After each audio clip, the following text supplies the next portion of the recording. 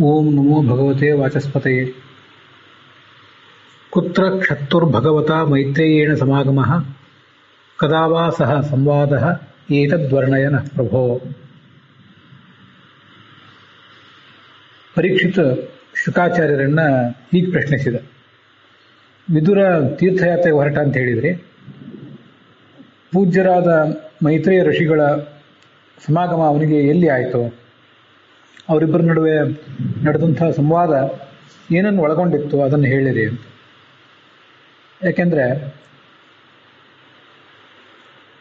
ಈ ವಿದುರನೇ ಅತ್ಯಂತ ದೊಡ್ಡ ಮಹಾತ್ಮ, ಶುದ್ಧವಾದ ಮನಸ್ಸಿದ್ದವನು. ಅವನು ಪೂಜ್ಯರಾದಂಥ ಮೈತ್ರೇಯರ ಸನ್ನಿಧಾನದಲ್ಲಿ ಪ್ರಶ್ನೆ ಮಾಡಿದ್ದು ಮತ್ತು ಅವರದಕ್ಕೆ ಕೊಟ್ಟಂಥ ಉತ್ತರ ಅವೆರಡೂ ಕೂಡ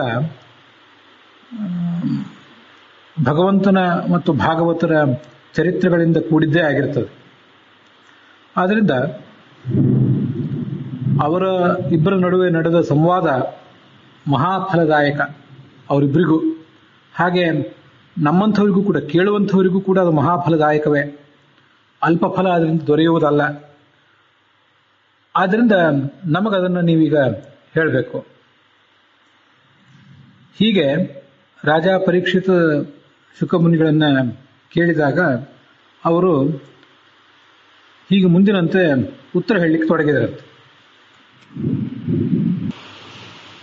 4ನೇ ಶ್ಲೋಕದಲ್ಲಿ ಸಾಧುವಾದೋಪಬೃಂಹಿತ ಅಂತ ಹೀಗೆ ಒಂದು ಶಬ್ದ ಇದೆ. ಸಾಧುಗಳು ಅಂದರೆ ಭಗವಂತ ಮತ್ತೆ ಭಾಗವತ. ಅವರ ವಾದ ಅಂದರೆ ಕಥೆಗಳು, ಅವರ ಕುರಿತಾದ ಚರಿತ್ರ, ಅವರ ಮಹಿಮೆಯ ವರ್ಣನೆ. ಆದ್ದರಿಂದ ಇದು ಉಪಬ್ರಹ್ಮಿತ ಅಂದರೆ ಪೂರ್ಣ ಅಂತ ಅದರ ತಾತ್ಪರ್ಯ. ಮುಂದೆ 5ನೇ ಶ್ಲೋಕದಲ್ಲಿ ಸುಬಹುವಿತ ಅಂತ ಶುಕಾಚಾರ್ಯನಿಗೆ ಒಂದು ವಿಶೇಷಣೆ ಕೊಟ್ಟಿದ್ದಾರೆ. ಬಹಳ ತಿಳಿದವನು, ದೊಡ್ಡ ಜ್ಞಾನಿ ಅಂತ ಹೀಗೆ ಅದರ ಸಹಜವಾದ ಅರ್ಥ. ಆದರೆ ವಿಜಯಧ್ವಜರು ಅದಕ್ಕೊಂದು ಬೇರೆ ಅರ್ಥವನ್ನು ಹೇಳ್ತಾರೆ.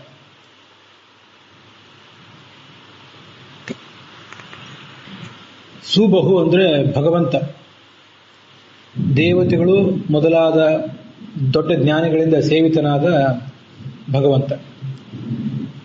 ಅವನನ್ನು ತಿಳಿದವರು ಈ ಶುಕಾಚಾರ್ಯ ಅಂತ ಹೀಗದ್ರ ಅರ್ಥ ಹೇಳ್ತಾರೆ.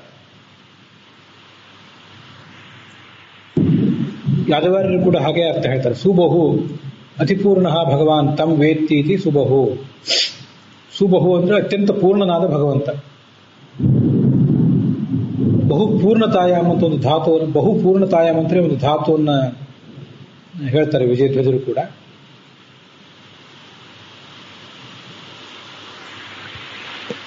ಹೀಗೆ ಅತ್ಯಂತ ಪೂರ್ಣನಾದ ಭಗವಂತನನ್ನು ತಿಳಿದವನು. ಆದ್ದರಿಂದ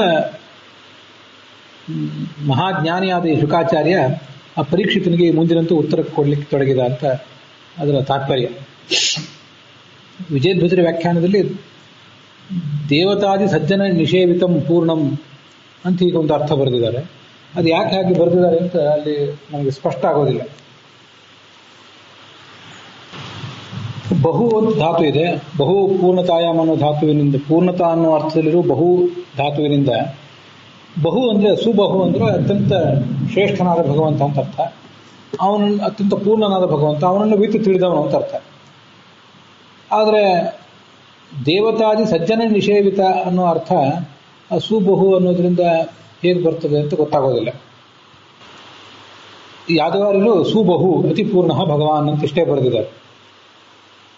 ಅಥವಾ ಸುಷ್ಟು ಸರ್ವಜ್ಞ ಇತಿವಾ, ಪೂರ್ಣವಾದ ಸರ್ವಜ್ಞತ್ವ ಉಳ್ಳವನು ಅಂತ ಹೀಗೆ ಅರ್ಥವನ್ನು ಕೂಡ ತಿಳ್ಕೊಳ್ಬಹುದು. ಅಲ್ಲಿಗೆ 5 ಶ್ಲೋಕಗಳು ಇವತ್ತು ಮುಕ್ತಾಯ ಕಂಡಿವೆ. 3 ಶ್ಲೋಕಗಳನ್ನು ಇವತ್ತು ನೋಡಿದ್ದೀವಿ. ಒಟ್ಟಾರೆ ಈ 3ನೇ ಸ್ಕಂದದ 1ನೇ ಅಧ್ಯಾಯದ 5 ಶ್ಲೋಕಗಳು ಸಮಾಪ್ತ ಆಗಿವೆ. ಇವತ್ತಿನ ಭಾಗವೂ ಕೂಡ ಸಮಾಪ್ತ ಆಗಿದೆ.